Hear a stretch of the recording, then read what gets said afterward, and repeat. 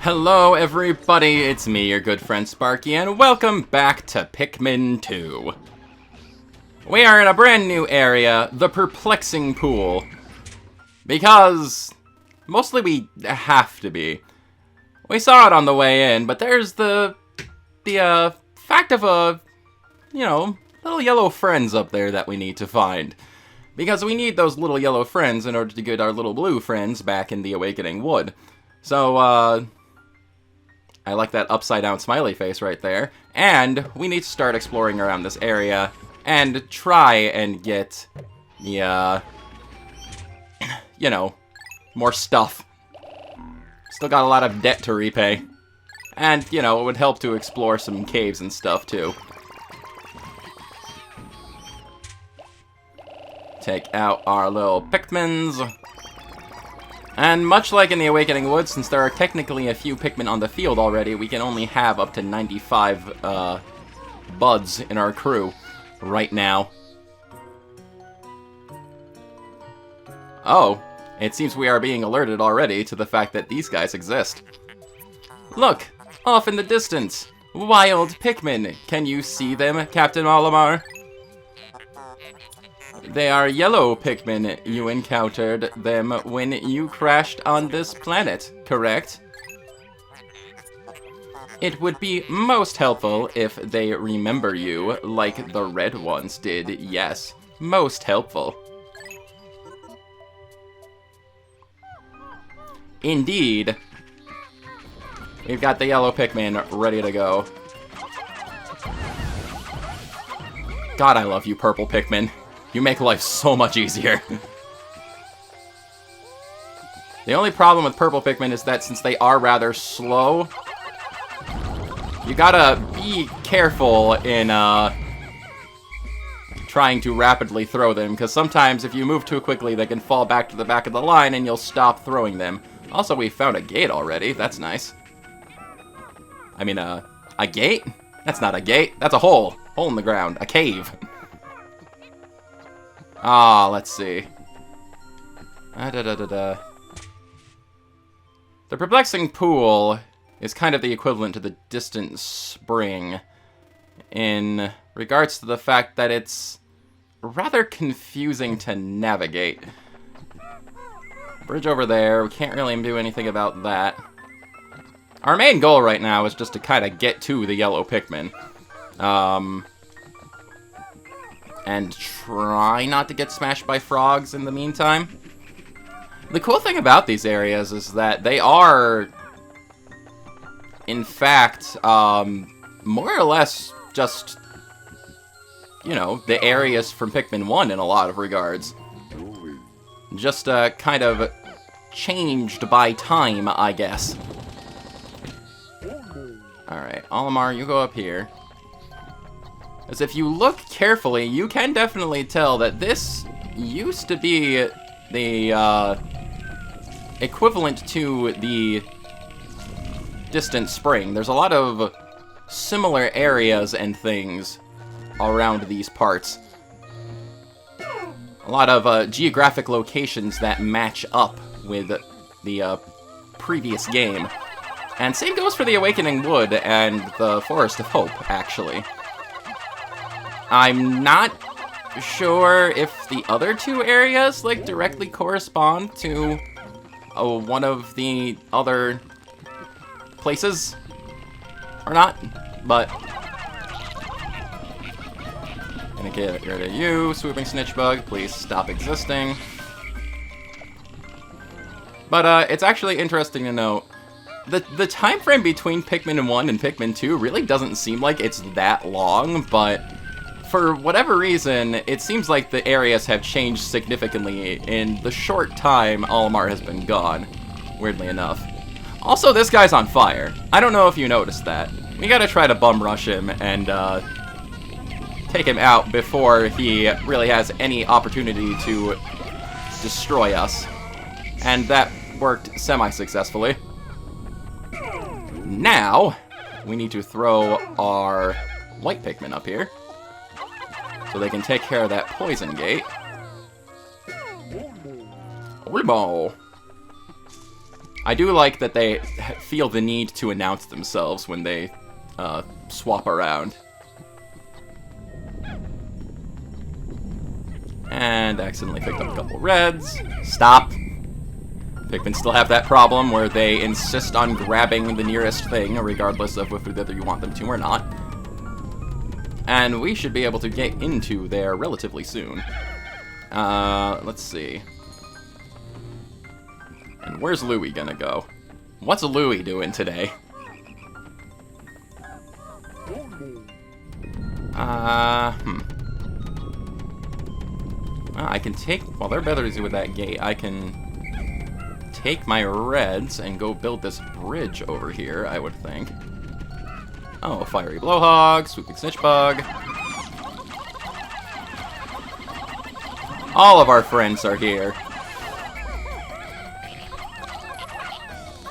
Stop. Gonna have to ask you to... Yep, that's right. I'm gonna have to ask you to do exactly that. Also, this thing is here?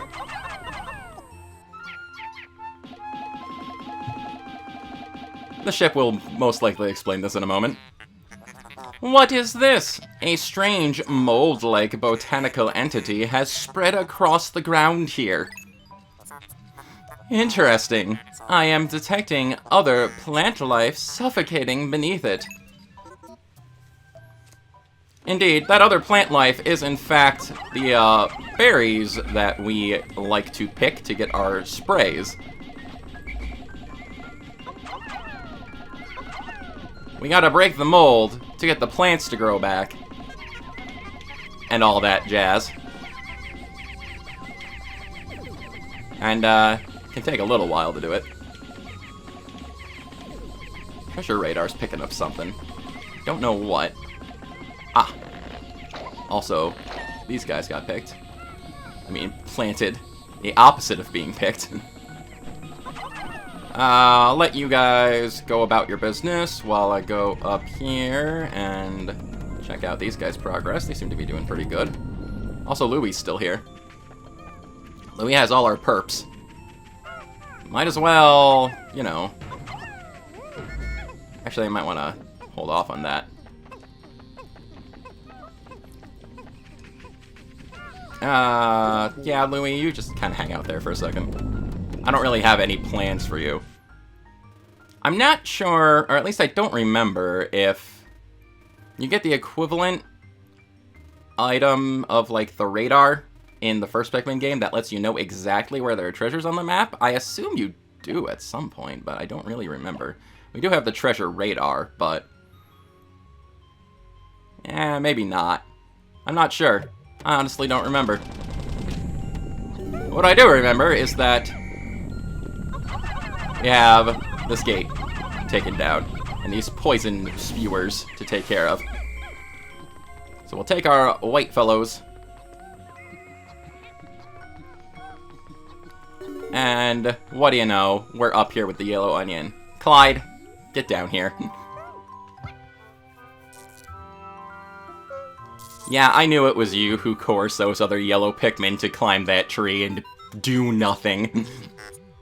The yellow Pikmin have climbed down the tree and are staring in this direction. They appear to like high places and seem to be quite light. They also have very large ears. If I had named them, they would have been called Ear Pikmin, but I will use the name Olimar gave them. Curious, my static electricity sensors are reacting violently. What could this mean? It means that yellow Pikmin have a new trick in this game. They are in fact immune to electricity. Since, well, their previous ability of being able to use bomb rocks no longer, like, applies. They don't really do that anymore. They can't do that anymore. And, yeah. Bomb rocks aren't really a thing in this game. I mean, they're a thing, but they're not a thing in the same capacity. We no longer, like, pick up bomb rocks and use them or anything like that. We instead will be able to find them in caves in kind of a different form, you could say. Oh, okay. Let's see. Gonna go ahead and grab reds. Oh, dear. No, thank you. I do not appreciate you doing that nonsense. Indeed, now that we have gotten rid of a bunch of the mold, we can actually see the plants growing back here. This will just kind of happen sporadically on occasion in this game. Sorry, my brain stopped for a second.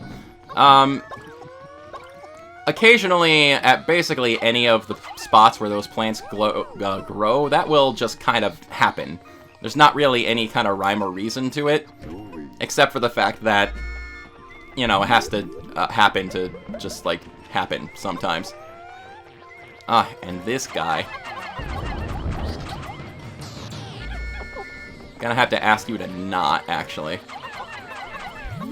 I said not. You creepy little disturbing wiggly grub things.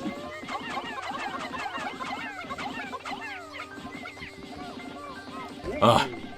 Anyway. Got ourselves some yellow guys now. It's very nice. I'm so glad. We're gonna have them carry this guy back too, since he is not on fire anymore.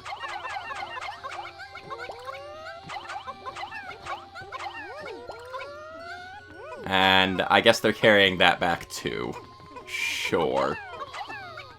I don't know where you're gonna bring that, but whatever.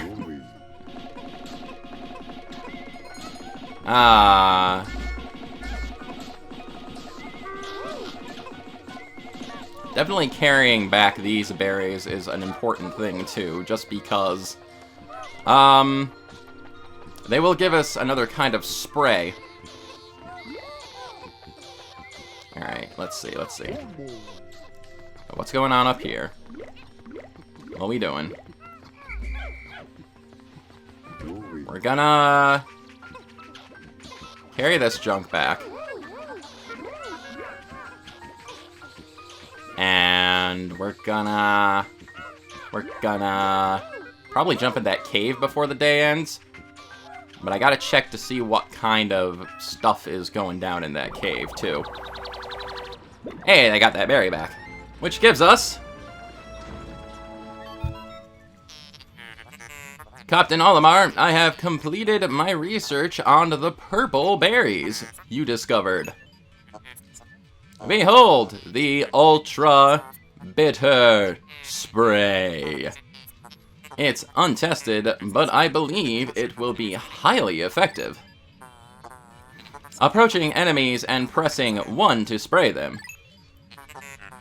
When necessary, I can produce 1 bottle of spray from 10 berries. Press plus to contact me and confirm your berry count by pressing left on the D-pad. So what the Ultra Bitter Spray does is basically, like, petrifies enemies and, like, freezes them in place. It's actually rather handy for very large enemies you don't really want to deal with. My sensors are giving out foreboding signals. These signals could very well mean that this hole is filled with wretched, nasty bugs. Vicious program-terminating bugs. Indeed. And what's down this hole? We do, in fact, have electrical traps, which we're going to need our yellow Pikmin for.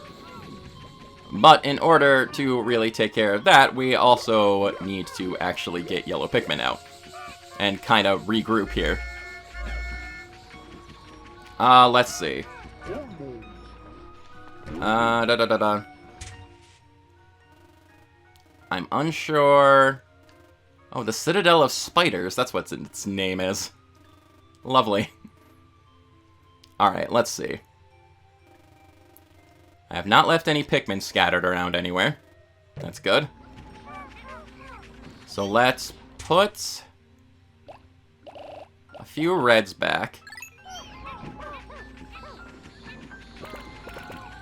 And 84. Yep. 25 yellows? 25 yellows. I'm assuming this is going to be enough.